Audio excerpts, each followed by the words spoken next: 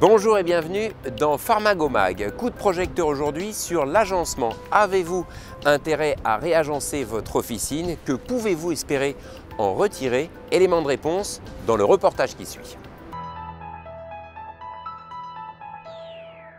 Les pharmacies doivent-elles, comme les commerces traditionnels, s'agencer et se relooker pour mieux accompagner les patients et séduire de nouveaux clients?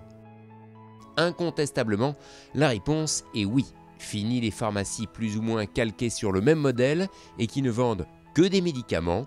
Il faut savoir se distinguer pour transformer la relation avec le patient, proposer des espaces dédiés aux nouvelles missions et cultiver une image peut-être plus commerciale que doit avoir l'officine. Les agenceurs l'ont bien compris.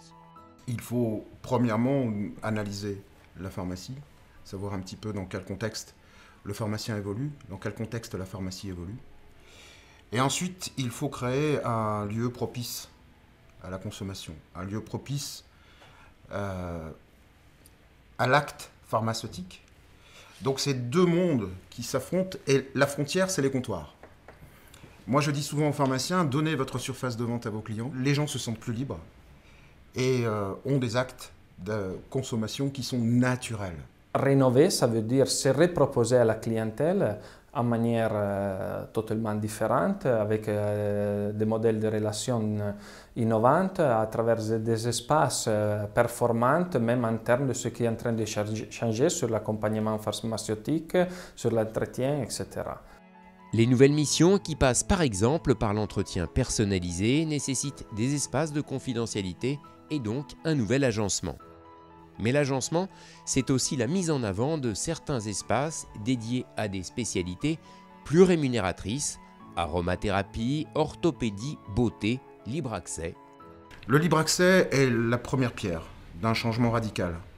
Ce changement va permettre aux pharmaciens d'adapter leur pharmacie aux souhaits et aux besoins du consommateur. Donc il va se créer un certain nombre d'espaces nouveaux qui sont l'émanation des anciens espaces, des anciens linéaires qui vont devenir espaces. En cela, l'herboristerie, phyto-homéopathie va devenir un espace concret avec ses codes, avec ses produits, ses gammes. L'espace enfant va devenir véritablement un espace aussi. Les linéaires dermocosmétiques, aujourd'hui, nous ne faisons que proposer les choses, nous les montrons. Nous voulons aujourd'hui que le consommateur ait le choix. Que le consommateur se sente aussi dans un espace plus convivial et peut-être moins médical. En clair, que la pharmacie devienne un espace dédié au bien-être et que le pharmacien accompagne et conseille avec plus de proximité son patient-client. Mais le réagencement d'une officine ne se conçoit pas à la légère de la part d'un pharmacien. D'abord, il faut établir un parcours d'accompagnement avec lui. Et le projet, on le fait ensemble. Le projet, c'est quelque chose que nous, on peut le construire simplement si on connaît bien toute l'histoire et les caractéristiques professionnelles et surtout la vision en termes professionnels et en termes d'entreprise que le pharmacien il a construit. Avec un objectif, pour ne pas dire une exigence. Et la grande question aujourd'hui, c'est comment retourner de la rentabilité à l'officine.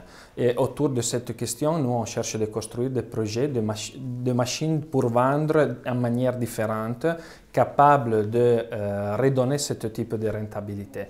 Les expériences concrètes, ils nous ont démontré qu'un projet bien balancé en termes d'investissement, ça veut dire qui correspondent à toutes les activités de rénovation, il nous a donné un retour de rentabilité autour de 20% dans les 24 mois.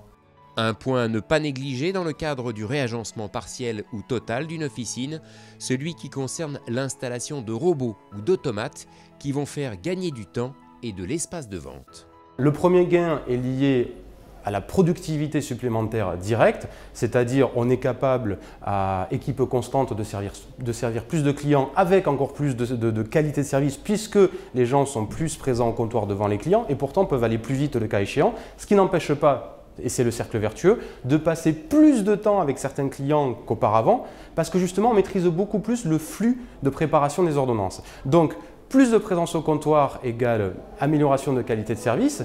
Et donc également, avec les nouvelles missions des pharmaciens, j'insiste là-dessus, plus de temps consacré à équipe constante pour le diagnostic, pour les consultations, pour toutes ces nouvelles missions. Et donc, comptablement aujourd'hui, nous avons des témoignages qui disent que le chiffre d'affaires par salarié équivalent temps plein est supérieur à la moyenne nationale lorsque le pharmacien a fait un bon choix d'automatisation lié notamment à cette productivité supplémentaire. Sachez que les acteurs de l'agencement seront présents au salon Pharmagora et que des conférences pour vous guider sont prévues sur ce sujet important. Ce qu'il faut savoir, c'est quand même qu'un agencement, il ne suffit pas de faire des travaux pour que le chiffre d'affaires d'une officine ou n'importe quel commerce flambe. Il faut qu'il soit réfléchi et qu'il corresponde à une véritable stratégie. C'est pour ça que j'ai tenu à organiser une conférence qui se tiendra le samedi 6 avril à 11 h. Point de vote officinal, on va décrypter 3 modèles gagnants à la loupe et bien sûr témoignages de titulaires à l'appui avec le conseil d'un expert en merchandising et stratégie, Dominique Filliot de la société Actes d'achat. Rendez-vous donc au salon Pharmagora les 6, 7 et 8 avril à la Porte de Versailles à Paris.